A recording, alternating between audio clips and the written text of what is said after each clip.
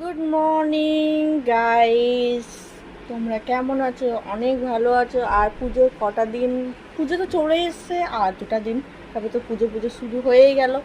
যাই হোক, আমিও পুজোর ভাবটা আমাদের মধ্যে চলে এসছে আর একটু ভালো হয়ে গেছি। এখন নিজেকে মনে হচ্ছে মানে ভালো বলতে মানে নিজের শরীরটা হিসেবে ভালো হয়েছে। আর হাঁটতে পারবো, একটুটা সন্দেহ আছে, নাও হাঁটতে পারি, মানে সেভাবে হাঁটতে পারি না, খাসতেই যাই। সবথেকে বড় খুশি হলো আজ আমি ঘরের পুজো দিলাম, প্রায় 1-1.5 মাস পর। কি ভালো লাগলো আমার। আজ ভোলেনাথকে পুজো দিলাম, জগন্নাথ প্রভুকে। আর আমার প্রিয় হলো লক্ষ্মী, ভোলেনাথ, জগন্নাথ আর তারামা, বৈষ্ণোদেবী।